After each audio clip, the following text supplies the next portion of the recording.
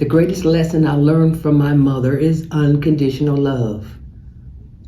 My mother had 6 children, and she started at 16, and it was terrible how she lived in the 60s, no control of her own body, with 6 children in cloth diapers, and maybe one kind of pet milk to make milk for these children. You mix the pet milk with water, you put it in a bottle.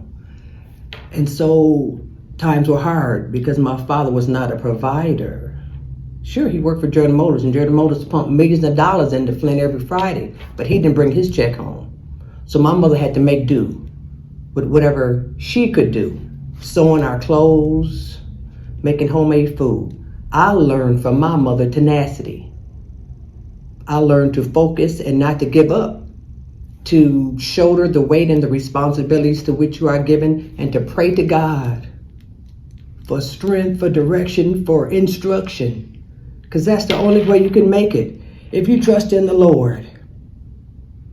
She has a scripture. She has her funeral program all written out now for the last 10 years. Her outfit, her burial is all paid for, and her scripture is Jeremiah 29:11.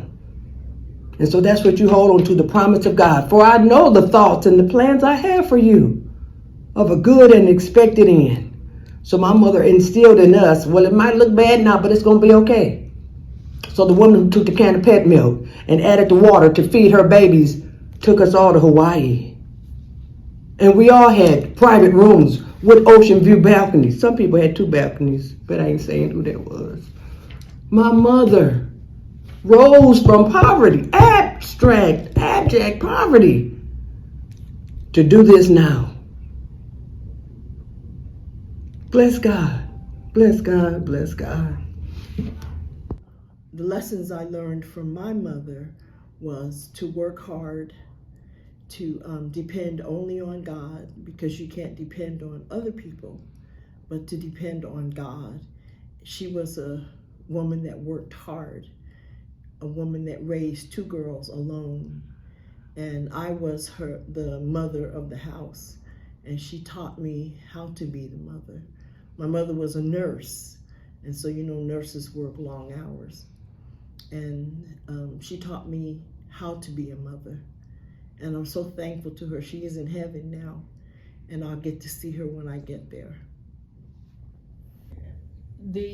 When Emmett Till was killed, my mother insisted that I be taken. She had my cousin Darletta's dad to take me over on a street called Cottage Grove, where his body was, to see him. And of course we knew everything that had gone on, and that my mother insisted that, and my grandmother was steady saying no, she didn't need to see that, and my mother insisted that I did, and I did. And she wanted me to see it so that I would know just what was going on and to be careful. Things weren't just automatic. You're not just automatically protected because you're in the street. My mother passed away at an early age, and I survived that, and I was out on my own at the age of 14 after I had stayed with other mothers and friends. I struck out on my own at age 14, and I struggled, and I decided after that time that I should go back to school.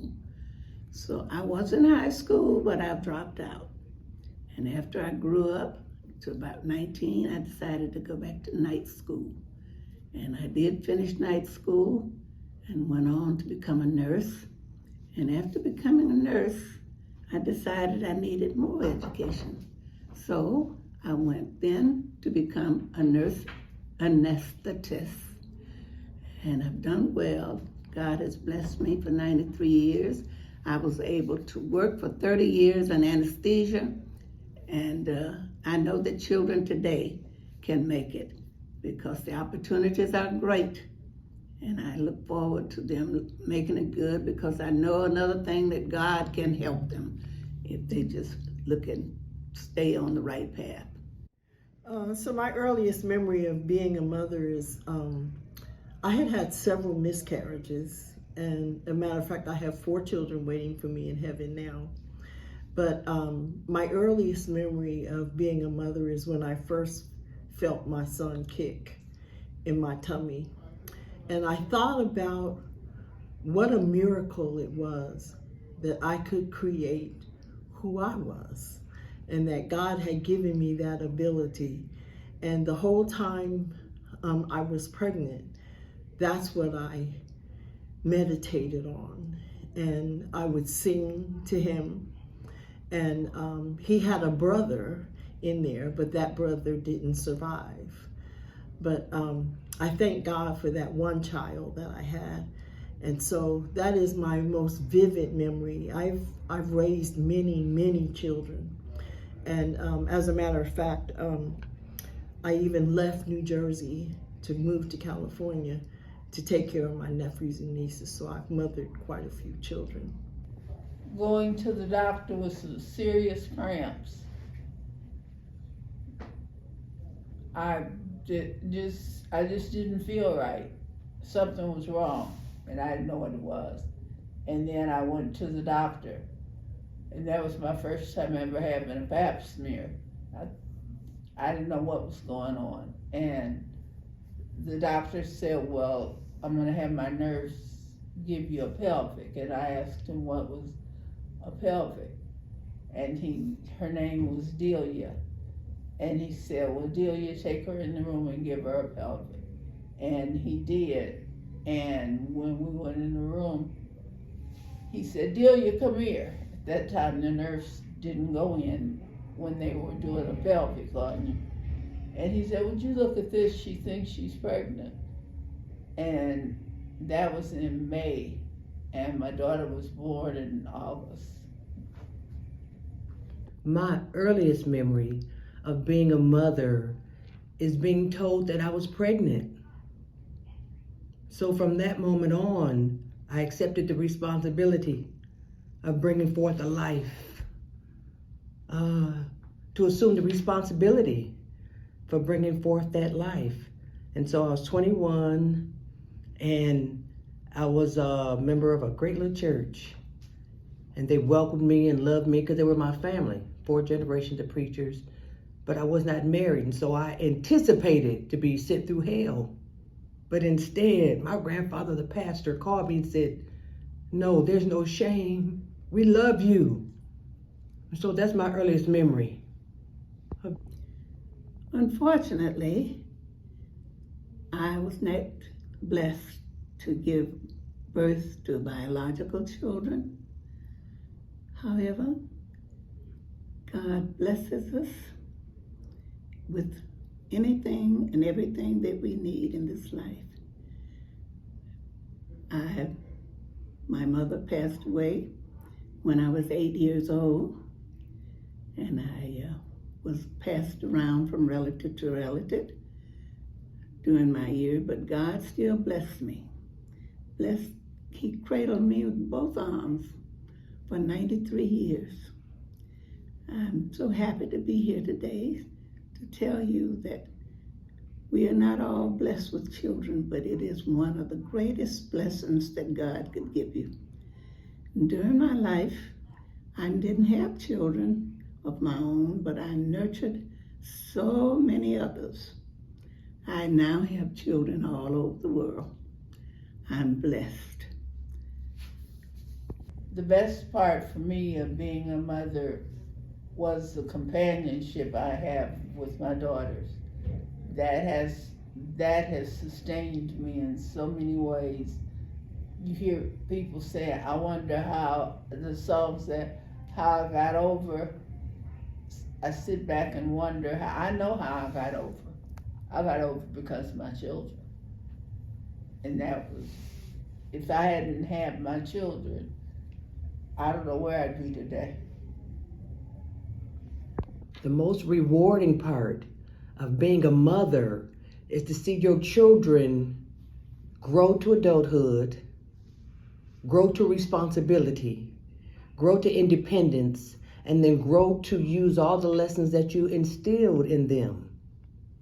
My children are kind. My children are generous. My children can pray. My children are going to be my retirement plan. All of them have a little option to do for me in my retirement, because I raised them that way, with chores and responsibilities, and they are exceptional. We came from Flint, and that says a lot. And they are all over the country now. They're world travelers, they're parents, and their children have chores now. So I know it worked out. So it has been wonderful to be a parent. My most rewarding part of being a mother is being able to pour into, like I said, many other children and even my own children. That I have two. One I raised biologically and one that I kind of stole from somebody else. And that was very rewarding for me, that I could pour into those children and to teach them what God has taught me. And I just enjoyed being a mother. The most rewarding thing in my life as far as children are concerned is the fact that I took great interest in their education. And I think that mothers should take great interest and pride in teaching their children about all facets of life. It is important that they're educated, but they also need to know that God is the answer. He carries us in everything we try to do. And if mothers will do that, I think our children will survive and be better mannered than they are today.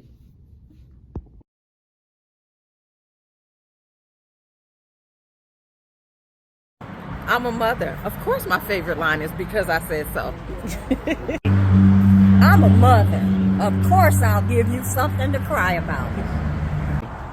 I'm a mother, of course, and I can multitask. I'm a mom. Of course I have unlimited hugs. Yeah. Of course I'm a But mother. you know, I'm going to last take that little spit on my finger and wipe that little ash off your face. Of course I'm a mother, and I love you. I'm a mother. Of course I call you by all of your siblings' names before I call you by yours. I'm a mother. So I know those kids are clowning while I'm shooting this video. But I can shut it down with just one look.